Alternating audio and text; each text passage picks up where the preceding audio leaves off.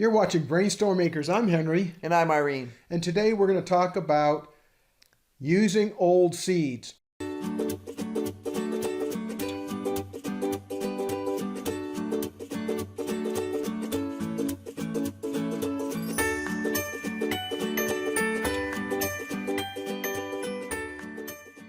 We had a viewer ask some questions about can you reuse or can you actually use old seeds? And the answer is Yes, with a caveat of you have to know what you're talking about when you do it. The most important thing is the source of your seeds.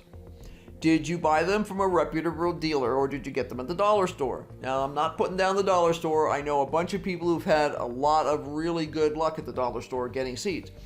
But when I buy my seeds, I like to get them from a company that tells me as much as possible about them. For instance, I went through my seeds today just out of curiosity to see who had what.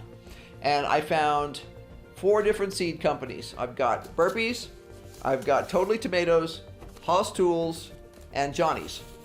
Now there's literally dozens and dozens, if not hundreds, of other major companies around the United States and the world for that matter that sell good seeds. But just looking at these seeds, without knowing anything about the companies, if you handed me an envelope of these seeds, I would be most excited about Haas Tools and Johnny Select Seeds. Why? Simple. On the envelopes, it tells me what date the germination was tested and what the percentage of germination was. What was the success rate? Johnny's seeds, for instance, they were tested in October of 2016.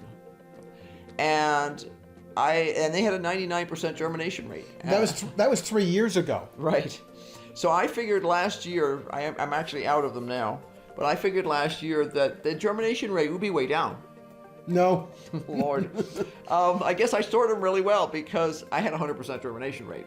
And that's one of the reasons I really like Johnny's, is that my germination rates with them are spectacular. And the vast majority of the envelopes, if I were just to grab one out of my storage, would have a high germination rate. This one, 93%. I don't know what their cutoff is, but I don't think I've ever seen anything particularly low, 96%.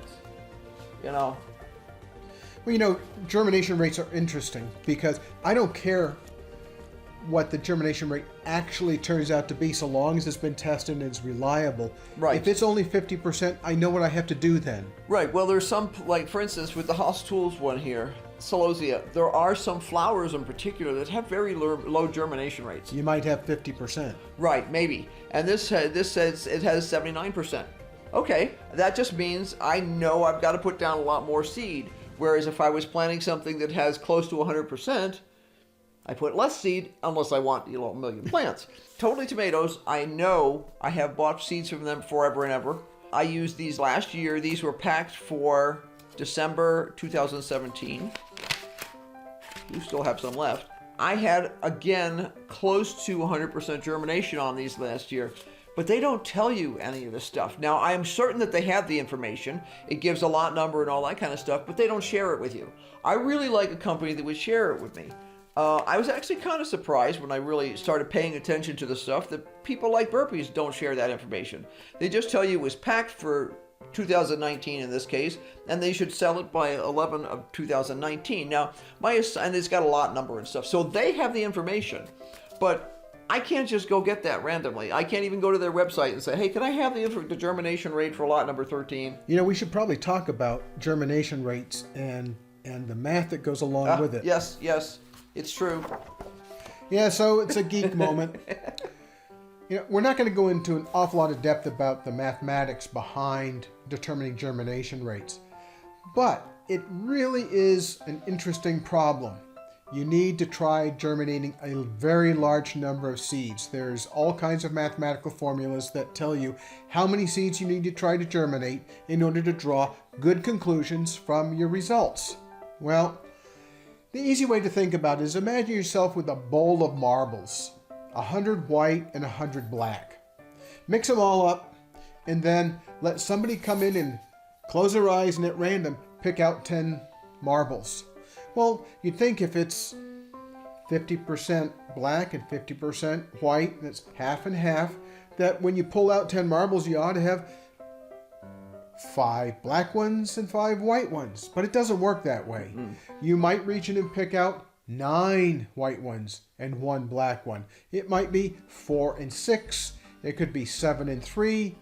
All of those numbers are possible. So in order to really determine those germination rates, you have to do a lot. That's not practical for us on the No, I homestead. only have so much space in the garden, unfortunately. So what we rely on are the numbers from the seed packers. Now, one word about package dates. A package date doesn't mean that's when the seeds were harvested for seeding. No. It just means this is when the manufacturer packaged them up. Right. Now, Hall's Tools was talking about this the other day, that they have, for instance, here, this particular flower has a relatively, in comparison to some others, lower germination rate. It's got a 79% germination rate, and it was tested in August of 2019. They will continuously test, and if they find their germination rate dropping off too far, they don't sell them. You know, they pull it off the shelf. It doesn't matter what year it says it's packaged for. They don't send out crappy seed. And if you ever have problems, they and a couple of other reputable companies like Johnny's have pulled seeds back if people have complained. It's a hard thing for them because you could be dealing with what we call cockpit error. There are some seeds, for instance, carrots, that are very sensitive to the amount of moisture in the soil. And if you don't keep that soil continuously damp from the minute you pop that seed in there until they're solidly up and growing with a root system, they're not going to. They're just not going to. You're not going to get decent germination. For us here, that's a really hard thing because it's really hard for us to maintain that level of moisture with constant drying winds in the summer. But there's times when you have to accept that there was nothing wrong with that seed. It was cockpit error. You did it yourself. And it's hard for the seed companies to deal with cockpit error because, you know, they don't know. On the other hand, if you've been buying them from them forever and it's always gone well, and all of a sudden you get a batch of seeds and they're crap, it's nice to know you can go back to them and say, hey, have you had any other complaints on this? And they'll do something about it. Not everybody will do. I would say most of them won't do it, but there are some that will do it. They take pride in their quality.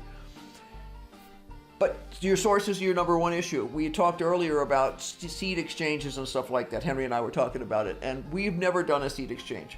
We have been gifted seeds before, and which is great. Yes, and in general, they have been really wonderful in terms of the germination rates. But if you go to, say, a local garden group gets together and trade seeds, I would really suggest doing a germination test of your own at home if you have limited space, if this is really important to you. You know, if you're growing flowers and you're going to toss some flowers out there, and if they grow, awesome, and if they don't, you go down to buy some annuals at the at the store. Not a big deal. But you know, if you're counting on getting food from these things that you're planting, you really want to make sure that the effort that you put in is going to pay off. Right. Now let's get down to brass tacks. For somebody who has a box of old seeds of unknown age, they don't really know where they came from. Let's suppose they went to their local Family Dollar, Dollar General, or their hardware store. What would you do? I know what I'd do. I'd do a germination test. I'd do a germination test. I recommend being a little fussy on this. Peel off the outside of the roll of paper towel, that whole sheet. Go to another one inside it. Make sure your hands are clean.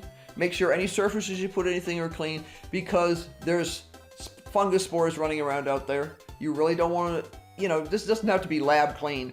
The whole point is just not to encourage any kind of fungus to grow. Get yourself that paper towel. And a Ziploc bag. Put the seeds, fold it in half. Put the seeds in there, dampen it, slip it into the paper towel and into the Ziploc bag, and put it someplace out of the sun. Yeah, you just don't want to broil these. No, it'll seeds. barbecue it if you leave it in the sun. Like people saying, oh well, I put it on the windowsill because seeds like sun, right? Yeah, it got to be 98 degrees in there, and you boiled your seeds, or 120 for that matter. So what would we do if we had seeds germinate when we were doing this test? Right. Well, I would keep a record. I would know what date I put them in there and how many I put in there. Then I would pull out if you know, assuming I could plant them right away, I'd have seeding material ready to go, and anything as it got a nice little tail on it, I'd plant it. You put it gently in a tiny hole on the top of the seed material, sprinkle another little bit of seed material over it, and mist it good so that you know the dirt is damp. Then you can give more time. One of the problems with seeds is how long do they take to germinate. There are seeds that will literally germinate in 2 or 3 days. And there are other seeds that take 21 or more days. Peppers are famous for that. You are sitting there looking at your empty pepper tray and you swear that it couldn't be anything you did wrong. Those are gotta be crappy seeds. No, maybe they're just slow. Now there's other problems too when it comes to germination times. We had was it black seeded Simpson that we had get too warm in the greenhouse? I've had that happen with a couple of different types of lettuce. Lettuce can go into what they call thermal dormancy, which means it determines that the dirt is too warm and it won't germinate. You wonder how weed seeds will wait for certain times of the year. They're temperature sensitive. They're waiting for the right time to pop out and have the best chance of being able to reproduce before they die.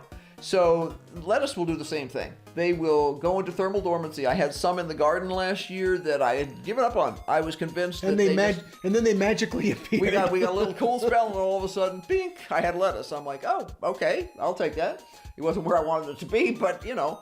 But you have thermal dormancy issues. It gets complicated. Yeah, so that's a long way of saying you really need to know a lot of details about your seeds beyond where it came from. You need to know how long it really should take for those seeds to germinate to start with. If you have a good seed catalog, something like a Johnny's, they will give you the information about how hot the soil should be, how cold the soil should be, all that sort of stuff. They'll give you a graph that shows that this particular seed germinates best between 65 degrees and 75 degrees, but at 82 degrees it starts dropping way off in terms of effectiveness.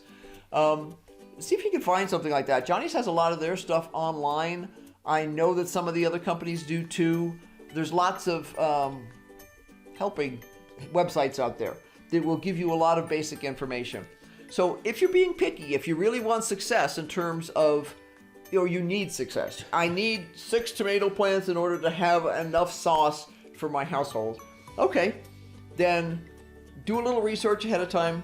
Find out about how long it should take for the seeds to germinate.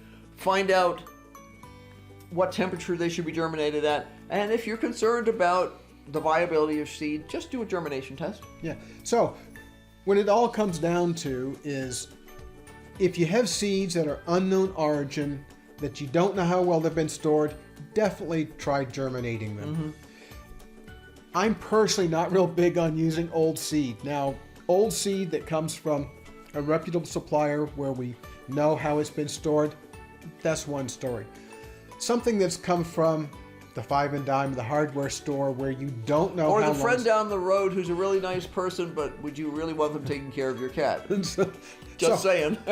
So, if you know all the details about the seed, where it came from, how it's been stored, that's fine. But don't count on them unless you're going to go ahead and go the extra step and try germinating them. And anything that germinates, go ahead and plant. Yeah, be prepared when you start a germination test that you may have to plant these things because they might germinate. So, we hope that it answers some of the questions that some of our viewers have had. Right, and if you have something in your mind that we haven't touched on, be sure to put it in the comments below and we'll try and get to you. Well, thanks very much for watching. If you like what we did here, please like and subscribe, and don't forget to hit the bell for notifications. It mostly works most of the time. We hope you enjoyed it. Thanks very much for watching. Bye.